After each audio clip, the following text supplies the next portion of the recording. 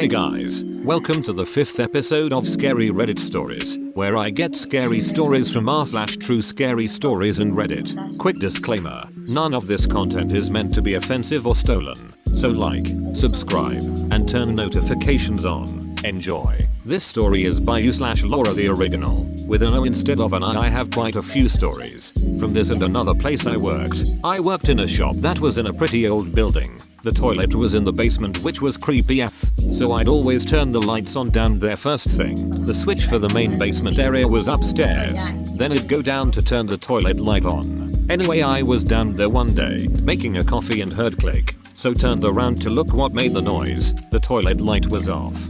Same shop. I've always been unsure if this was something that can just happen. As I said before, I turned the basement light on from upstairs. This one morning I did, then immediately heard breaking glass. No light came on. No way, I am going down in the dark, so call my boss. He comes and what happened is, the glass on the light bulb had shattered while it was still screwed in.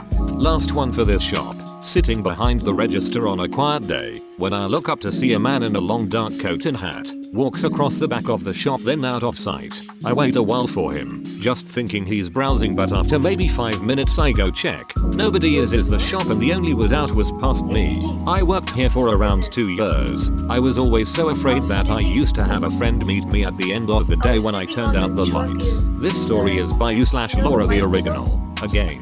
Back when I still lived at home with my family, one night I was the last to go to bed, so probably 5 minutes after getting into bed I hear the chain on the front door rattle. I lie there listening and I hear footsteps slowly coming up the stairs and I'm thinking, okay, they will get to the top of the first set of stairs in a few seconds. The stairs have a turn, then maybe 5 more steps, so I jump out of bed, run to my mother's room, which meant I had to go past the top of the stairs. Scariest moment of my life. Wake her, tell her there is someone in the house. Well, when she checks there is nobody there. All the doors and windows are locked, including the chain across the front door. This story is by u/IDK_what_name_2_put. Hi guys, so I heard about this road in San Jose called Hicks Road, and it's a well-known place with urban legends. It's a supposed albino colony. Devil's Door. Closed off doorway in the hills I think, and the Devil's Rock with a painted door that's supposedly used in satanic rituals. But the more concrete things that you can actually see are abandoned mine shaft openings in the hills that go on for miles I heard, along with abandoned buildings here and there.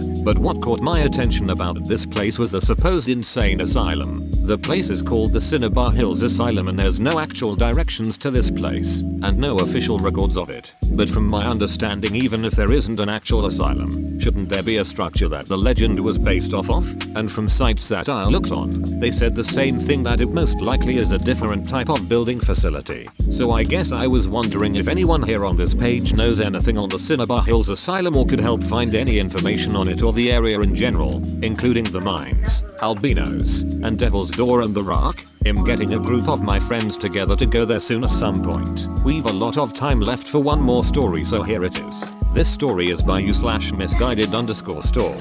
Hi, so this is my first post in this sub. This happened recently and I still can't fully wrap my mind around it and just wanted to share. I wanted to post in a Let's Not Meet, but the mods denied it, so it's in our Creepy Encounters. And here, for context, I'm a college student and I live in city alone. I'm particularly close to the US-Mexico border, so human trafficking is unfortunately common here and something I'm very aware of. Last week I decided to make cinnamon rolls. I realized I didn't have any frosting, but it was still 7-something in the evening and kind of light outside, so I didn't feel nervous about running to the store to grab some. I was wearing a t-shirt, baggy sweats, and Crocs. This will be important later.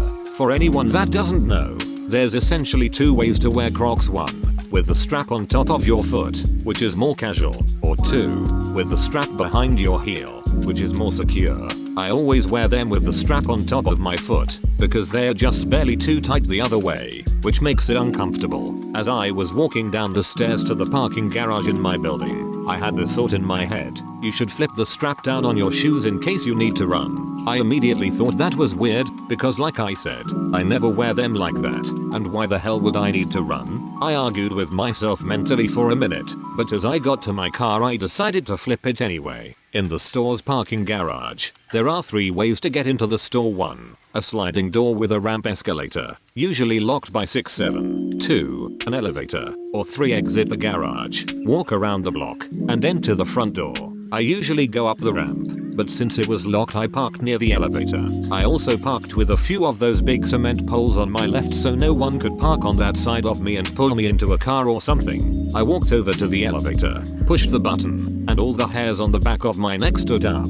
The elevator is really slow, so I had a second to process this and try to figure out why I suddenly felt so panicked. As I was trying to convince myself that I was crazy and there's nothing wrong, I looked to my right and saw a car driving up kind of fast. There were dents and paint chips all over it, and the front right headlight was smashed. The panic feeling was screaming at me at this point, and right before they stopped behind me, my gut told me I needed to run. I'm decently athletic, but I am not a runner. I don't know what gave me the power to run as fast as I did, but I ran all the way out of the garage and around the block to the front of the store. I could hear their tires screeching through the garage, but I didn't stop or turn around. I was shaking like a leaf by the time I got in, but didn't want to go to my car because whoever that was could obviously just follow me home. I saw them fly past the front of the store, and finally felt safe. I assumed they were gone. I walked a few laps through the aisles trying to collect myself, grabbed the frosting and checked out. The entire time I was in the store I kept trying to logically explain what just happened. Maybe the guy in the passenger side was injured and that's why they were coming so close to the elevator. Maybe they needed to ask me a question. Maybe they think I'm absolutely psychotic for breaking into a sprint in the middle of the parking garage. But why did I hear tires screeching? I started walking towards the elevator to go back to the garage, telling myself I'm insane for being so scared. The panicked feeling came back in my stomach even stronger to the point that I felt nauseous. I worked up the courage to ask a security guard to walk me to my car. I'm a really shy person, so asking a stranger for help isn't something I'm likely to do. He agreed, and was really nice and helpful. We went down the elevator together and made small talk. He could tell I was scared and told me if I ever need anything, what days he's working and who works the days he's not. As we stepped out of the elevator, the car from earlier was now parked diagonally in front of me, blocking me in.